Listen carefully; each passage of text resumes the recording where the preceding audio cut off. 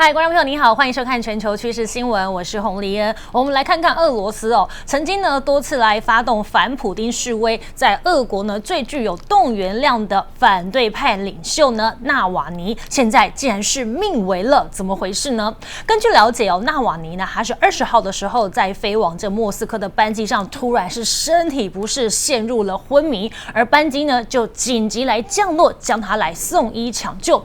纳瓦尼他的发言人就表示在搭机之前呢，曾经在机场的咖啡馆里面喝茶，疑似呢是被下毒了。虽然说下毒说很难以被证实，但是呢，普丁的执政期间被消失啦，或是被毒害的反对分子呢是不计其数。如今又有一个普丁的眼中钉倒下了吗？一起来看看。飞机上传出痛苦哀嚎，乘客面面相觑，不知道发生了什么事。随后，大批人员聚集在洗手间前。原来，俄罗斯的反对派领袖纳瓦尼竟倒在飞机上，陷入昏迷。Он сказал, что он плохо себя чувствует, попросил у меня салфетку.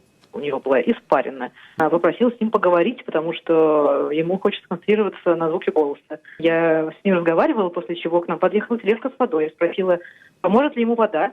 Он сказал, что нет, наверное, все-таки ему нужно отойти, отошел в туалет и после этого потерял сознание. И он выпил только черный чай в аэропорту, в кафе в аэропорту. И мы предполагаем, что его отравили, и, очевидно, это произошло именно через чай. 明明去机场的途中，纳瓦尼看起来精神还非常好，一转眼却倒在病床，必须与死神搏斗。今年44岁的纳瓦尼是俄罗斯最知名的反对派领袖。2008年在政坛崭露头角，以揭露官员贪腐成名，曾经号召反普丁游行，说普丁的执政党是骗子与小偷。2013年他曾参选莫斯科市长，第2高票落选。2017年也曾经计划角逐总统大位，对决普丁，但被选委会否决。The Russian government uses poison on a regular basis against its enemies, and we've seen that here in the UK with the Skripals. We've seen that with Litvinenko, and there's just dozens of examples within Russia of them using poison. And so I have no doubt that this was a intentional poisoning by the Russian secret services against Alexei Navalny. I have no doubt that Putin ordered it. Both myself and Navalny were active members of the Russian opposition, and we assure that the only people that have the capability to target Navalny or myself are Russian security services with definite clearance from Russia's political leadership. 普丁执政期间遭到毒害的异议分子不在少数，不少民众除了到医院关心，也上街抗议。标语写着"谁在茶里下毒 "2020年在俄国连喝个茶都不安全了吗？ Il pourra être sauvé et nous apporterons tout le soutien qui sera demandé pour ce faire. Und was jetzt ganz, ganz wichtig ist, ist, dass dringend aufgeklärt wird, wie konnte es zu dieser Situation kommen. Darauf werden wir bestehen. 德法两国都表示会提供协助。俄罗斯下个月将举行地方选举，纳瓦尼是否真的被下毒，还有待调查。另外呢，8月20号，这南韩的情报机构的报告指出，说了北韩的领导人金正恩呢，因为呢是要减轻施政的压力，是向金与正和他的亲信们下放了部分的治国权力。这是不是就代表着说金正恩的权力还有地位出现动摇了呢？对于这样的说法南韩的情报机构呢，他们就解释了，金正恩只是向亲信来下放部分权力，而其中金与正获得的权力最大。但是并不代表说金与正呢，还会顺理成章的成为继任者。후계자결정한 것은 아니다. 후계자 통치는 아니다. 그리고 후계자 결정을 하지 않았다.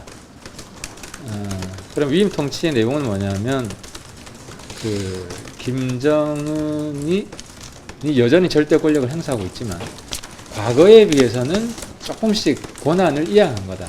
情报也指出了，这个劳动党的第一副部长呢金与正，虽然说握有权力，但是呢，在收到对于这南韩还有美国的战略报告时最终还是得上呈到金正恩裁决。况且呢，接受到这权力的呢，不只是金与正哦，像是呢副委员长啊，这个朴凤珠，还有新任的内阁总理啊金德训，他们就是负责经济。而另外呢，人民的保安部部长哦崔富日呢，他是负责军事。中央军事的委员会的副委员长呢林秉哲，则是负责武器研发。 이유는 첫 번째 이유가 통치 스트레스 경감.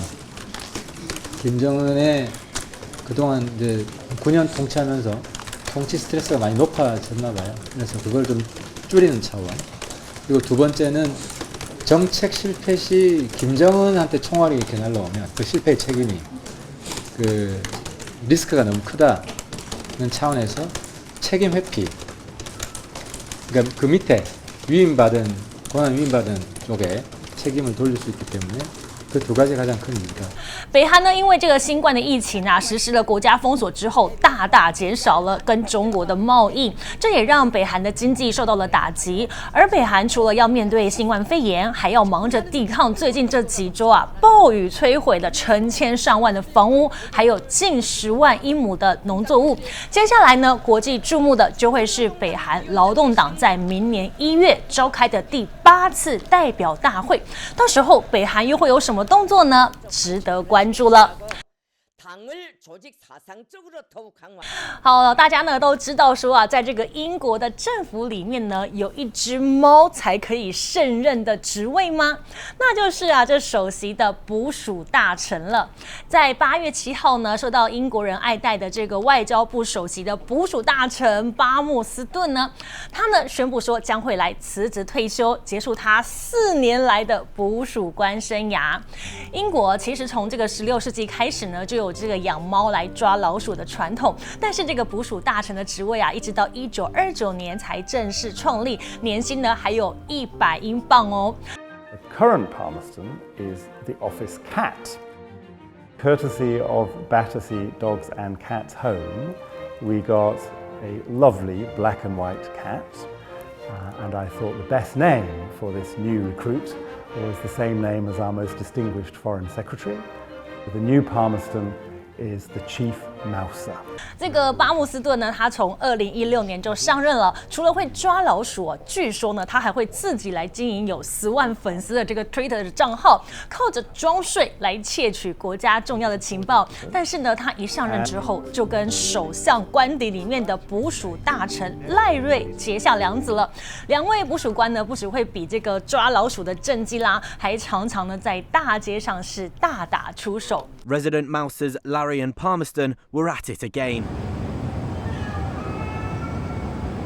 Their rivalry has been hotly debated in the media, and although we don't know what Larry thinks of our new Prime Minister, it's clear that he and Palmerston have been on rocky grounds ever since David Cameron left. 新冠肺炎的疫情期间呢，为了要配合这疫情的政策啊，巴默斯顿呢他是被带到了乡间隔离，而在远端工作的期间哦，巴默斯顿呢是默默的提出了辞呈，而呢辞职诗也写着说了，他年事已高了，再加上他很喜欢乡间的平静生活，因此啊决定来辞职。另外呢，他还不计前嫌的祝福他的宿敌赖瑞哦，祝对方之后呢捕鼠顺利。哦，真的是有够可爱的新闻哦。但另外呢，我们来转换一下心情了。看到在美国加州哦，因为呢高温干燥，还有这个雷电的非常频繁，近日呢是爆发了很多起闪电引燃野火的事件。在过去的72小时之内呢，加州全境呢就出现了11000多次的干雷暴连击，而因此呢还导致有367起的山林火警。By tomorrow, maybe, I'll know more, but pretty much I'm thinking we're going to lose the house. It happened so fast.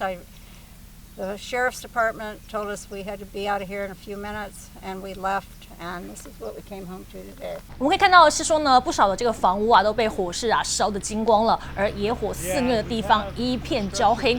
主要的危险呢是分布在这加州的北部还有中部的谷地。尽管说类似的天灾状况啊是在加州呢每年的8月到11月的旱季很惯常的现象，但是今年的野火业绩啊却是来得比往年都还要早哦。跟去年呢堪称惨重的同期灾情相比哦，这个加州的消防队他们接获的一些山林大火的通报，更是直线暴增了168%。而这一次呢，大火的起因啊，主要呢就是来自于这干旱呢夏季很常见的干雷暴。但是什么是干雷暴呢？通俗的说法就是说呢，这个干打雷不下雨的闪电雷鸣的天气现象。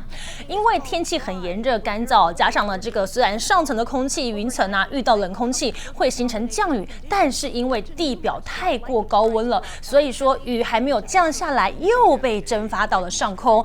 但是这些风暴啊，依旧是包含着大量闪电，往往呢很容易引起一些大火。而夸张的灾难的状态呢，不只是让加州的整个消防能量啊逼入了极限，也更明确的是向世人展现了这一年比一年更加被严峻的极端气候的威胁了。好，大家知道说啊，这个呢世界上最大的岛是哪一座岛吗？那就是有位在这北极圈之内由丹麦所治理的格陵兰岛。格陵兰岛呢还有81%的土地哦，全部被这冰雪给覆盖了，也是北极当中的最主要的冰层来源。不过根据研究呢，格陵兰岛在2019年就流失了5321吨的冰量，打破了过去的融冰记录。而随着这格陵兰岛的冰层呢逐渐融化了，藏在底下的一些丰富的矿产也是越来越引起了外界关注。而其中呢，一个对这个格陵兰岛啊非常有兴趣的呢，就是美国总统川普了。而他是如何想要来夺取格陵兰的呢？带你一起来看。Greenland's melting ice sheet has passed the point of no return. In fact, glaciers on the island have shrunk so much that even if global warming were to stop today, the ice sheet would continue shrinking. 世界的最大岛格陵兰有将近183万平方公里的冰原，跟全球最大的南极洲冰原都是全球暖化的受灾地区。近期研究指出，格陵兰在2019年就流失了5320亿吨的冰量，打破2003年以来的融冰纪录。We were met with a much different scenario where we saw all these spectacular blue ponds of beautiful liquid water just pooling on top of the surface. Part of it is actually driven by the fact that it's very warm right now, but also that there was not a lot of snowfall last winter. As you mentioned, it's a quite important story which has been looking at 3 decades of data. And what we see is that the ice sheet, the Greenland ice sheet, normally gains mass at the surface and loses mass with glaciers falling into the ocean. And what they've noticed is that the glaciers which fall into the ocean have really increased their speed. Indeed, sea levels will rise. If the whole ice sheet would disappear, which would take hundreds to thousands of years, we could get 6 meters of sea level rise.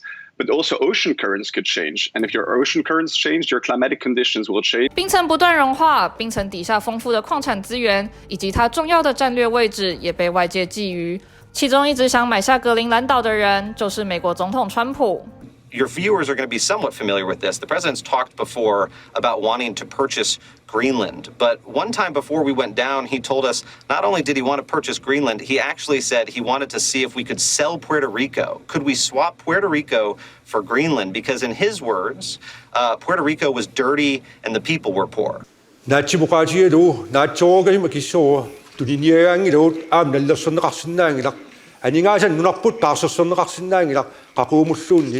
格陵兰岛的政府强调，这块土地属于岛上人民，美国出再多钱都不卖。但是格陵兰的冰层一直融化，发现的矿产也越来越多，未来恐怕会有更多的国家想办法夺取格陵兰。好，新闻之后来看到是历史上的今天哦，带你回到了109年前，1911年的8月21号，法国罗浮宫的镇店之宝蒙娜丽莎的微笑竟然是不翼而飞了。这也是呢蒙娜丽莎微笑当中啊最有名的一次失窃事件。小偷呢是罗浮宫的员工哦，意大利的人，他是叫做佩鲁加。他原本呢是被雇来为这个蒙娜丽莎来安装一些防护的玻璃，没有想到呢却动起歪脑筋了，竟然是趁着没有人注意的空档，把画藏在自己的衣服底下偷偷带走。而警卫呢竟然是一直到当天晚上才发现蒙娜丽莎的微笑呢因为这一起事件声名大噪，法国警方呢更把全世界所有的艺术家还有收藏家都列为嫌犯，其中呢还包括了毕卡索。而这个画作在失窃2年之后呢，佩鲁加是用50万里拉，相当于现在的9000万台币是把这个蒙娜丽莎给卖掉了。事情情是被这个警觉通报之后呢，佩鲁加就被逮了，而那蒙娜丽莎又才安全的回到了罗浮宫。感谢你今天加入，以上是我们整理出来的国际新闻。喜欢我们的朋友，记得要来订阅我们，同时要开启订阅小铃铛。我们下次见啦，拜拜。